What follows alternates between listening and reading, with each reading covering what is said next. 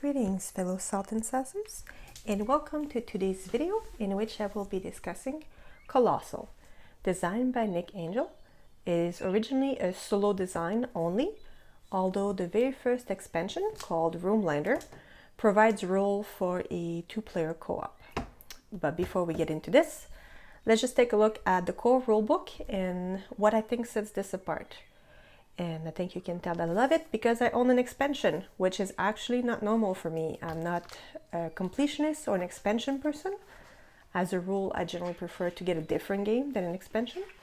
But Colostle is so interesting that I made it my exception to the rule.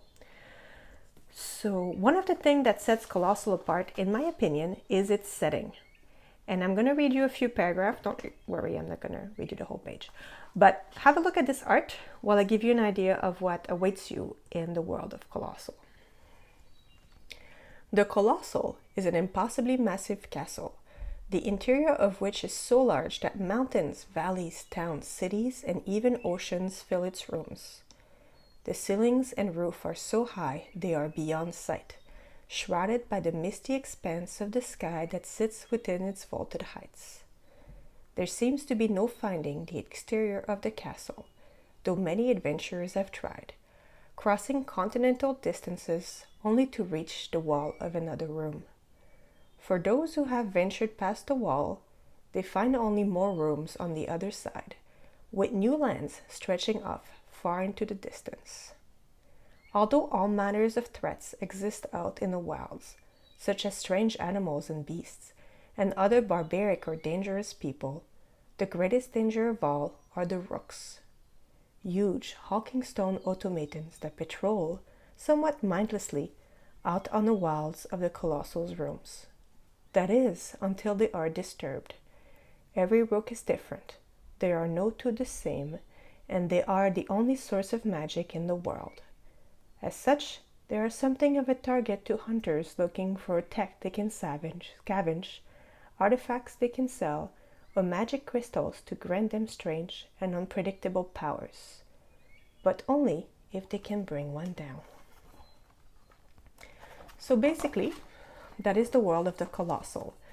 The entire world is contained within a castle, which may seem a little bit odd, but if you think of it from an RPG perspective, it's actually really handy to be able to switch from one environment to the next without necessarily going through like really long, lengthy travel that just sort of slowly change the landscape. Changing the landscape in Colostle can be as simple as finding a door, climbing a staircase. You can see here a little bit more art of a Rook, for example, chasing some characters. And one of the things about Colostle is that it is extremely rules light. So it is, again, a journaling game, very focused on narrative building.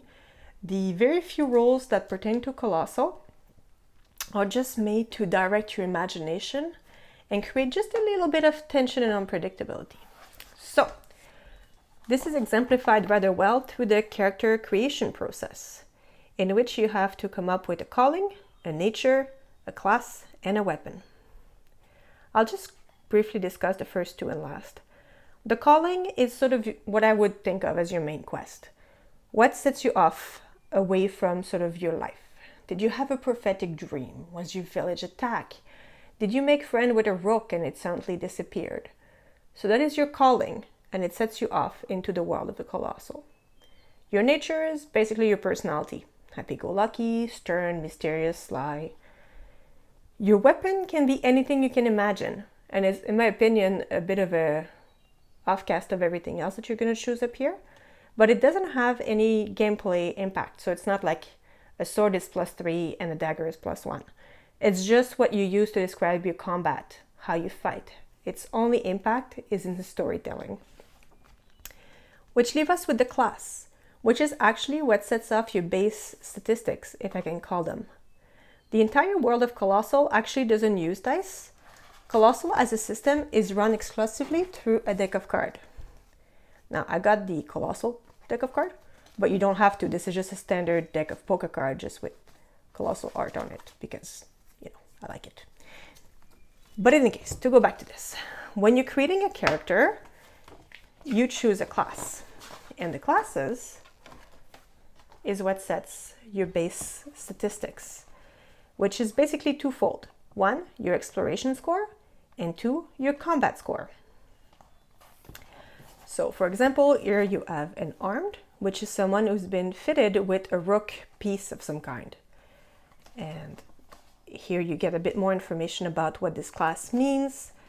And here are some questions about how to flesh out your characters. So for example, they'll ask you, are you the first in your family or your clan or your village to have an arm? Was it done because you lost your own arm? Was it done because it's an honor? Was the arm passed down?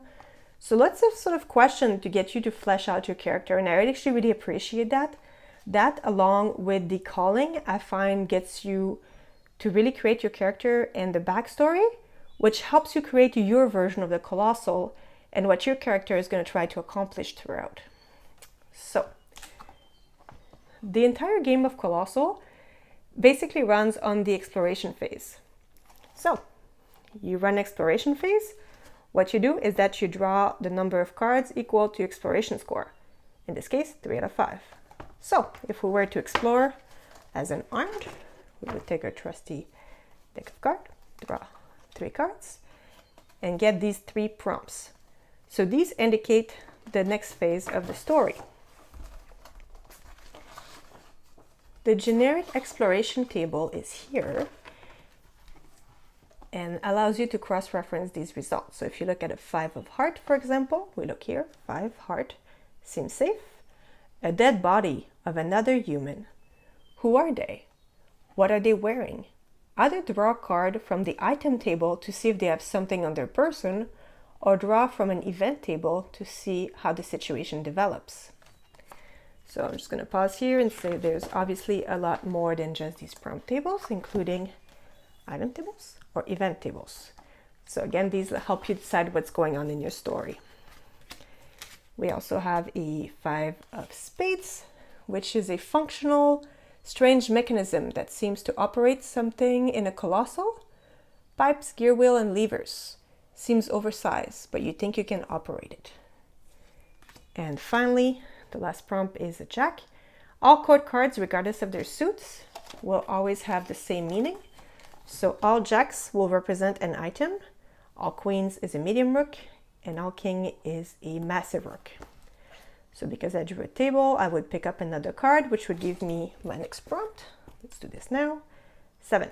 7 is a tame animal.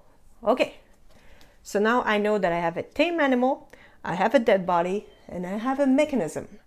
And it is my role as the player to tie all these things together. So for the sake of this story, maybe this animal belongs to the dead body. So maybe they were an old person who died of natural causes. They maybe had been studying this mechanism to see what it does.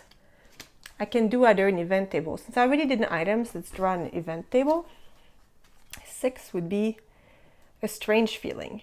So maybe as I approach the animal, I wonder, what they might be thinking.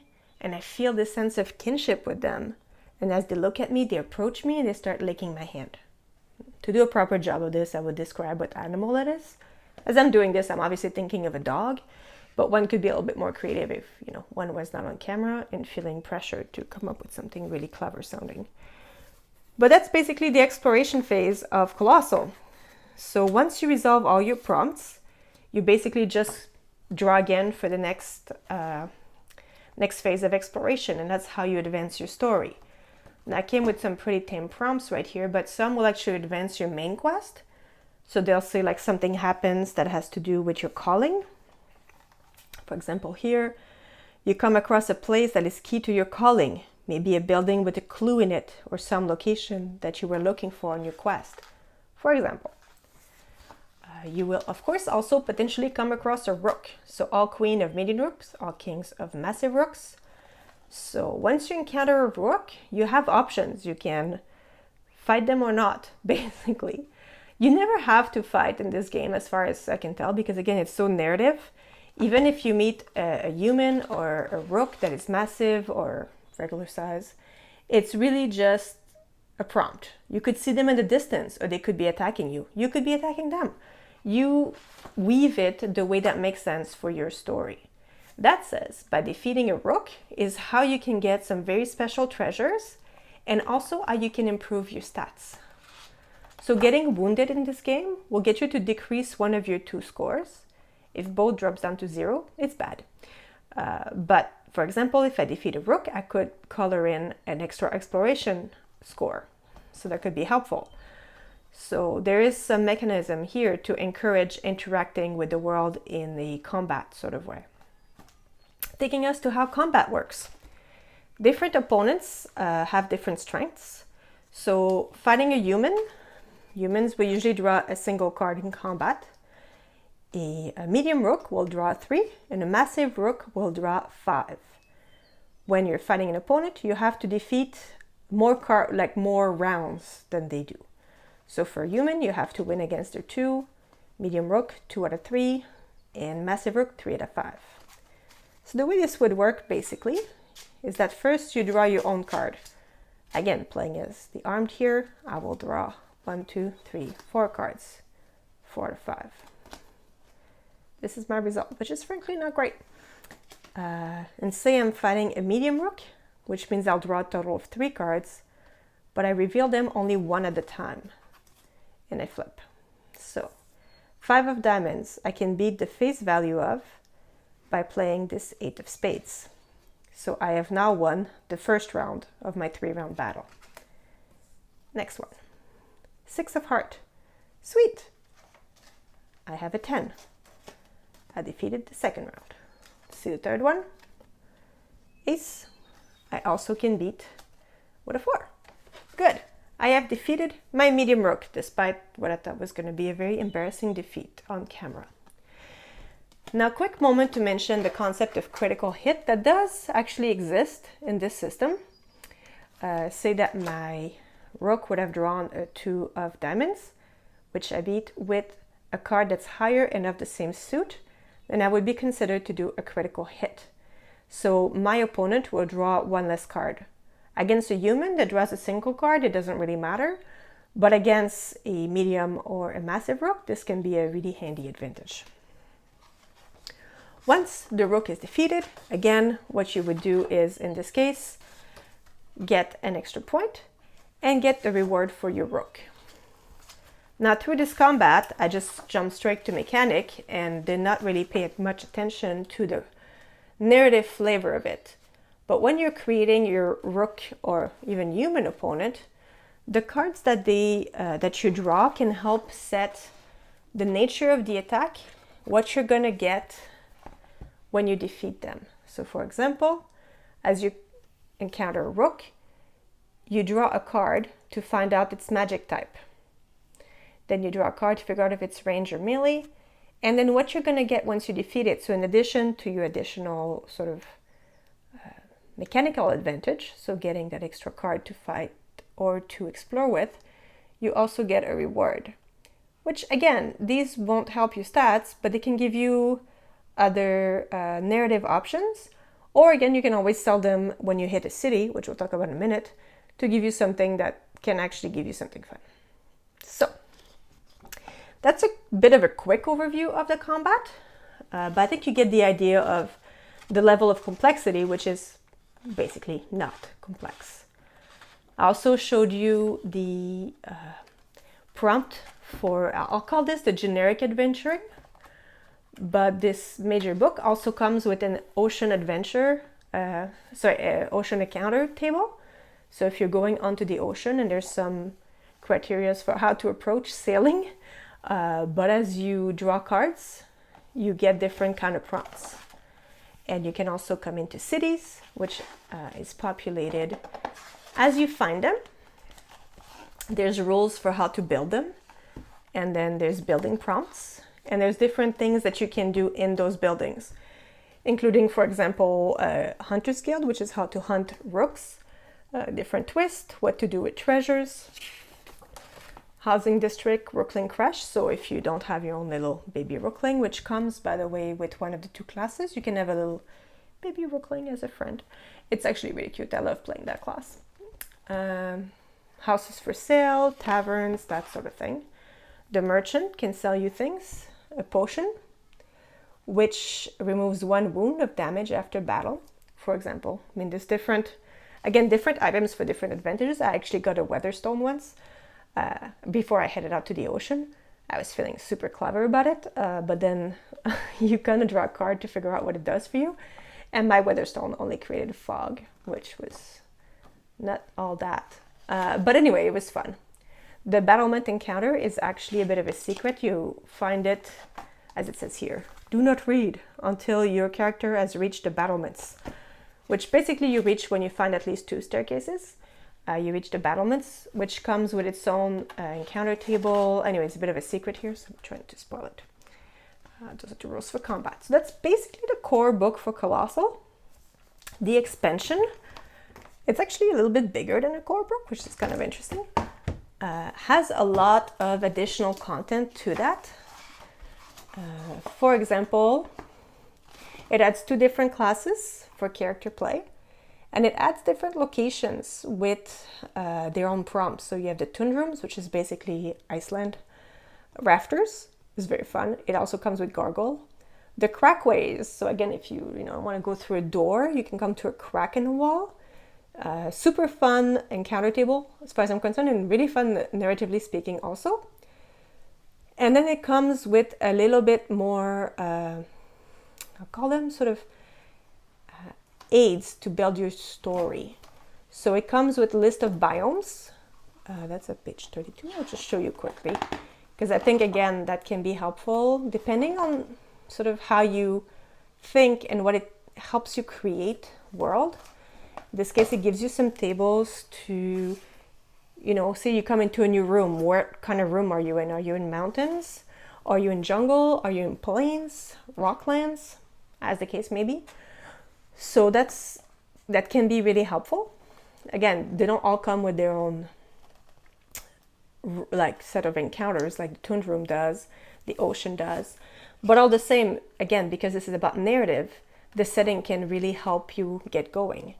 There's also the great city of Parapet, sorry, moment for art again, that can be visited.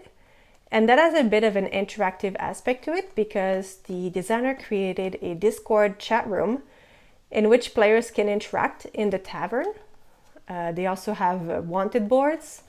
So it's kind of cool. I mean, I don't usually, well, actually, I don't ever use this particular aspect because, I'm a loner. But I can see how some people might actually enjoy it. Sorry, when I say loner, I mean I'm a soloist by choice. So that's my thing. I understand that some people might be soloists by need and therefore might be happy for this level of interaction, even if it is done virtually. So you can see here a bit more art, different districts, more prompts for city exploration, which I thought is very, very cool. So that's it. It also comes with rooms in Rooks. Sorry, they're called Rook homes. I think it's really cool. Basically, there's a specific way in which if you can take down a Rook without basically destroying it, you can refurbish it into, well, basically a really fancy RV. It comes with, maintenance rules, but you can start traveling the Colossal in it and using it as a base of operation. So again, that just sort of expands on the possibility of the world. And I really think that's really creative. It also has an oracle, which did not come with the original rules. And I think that was one of the main criticism of the game. As a soloist, sometimes it's helpful to be able to feel like an independent person is answering a yes or no question. So this provides with a system, again, card driven. So I also really appreciate that through the expansion, the system of simply using card is maintained. It's just kind of neat. There's tables for NPC generator, which I really like actually, because if nothing else, I'm really terrible at coming up with names. So that's really kind of nice. In my adventure, I just call people by their function. So I have this relationship going on with the innkeeper, by which I mean, we've crossed paths several times, but he's still just known as the innkeeper.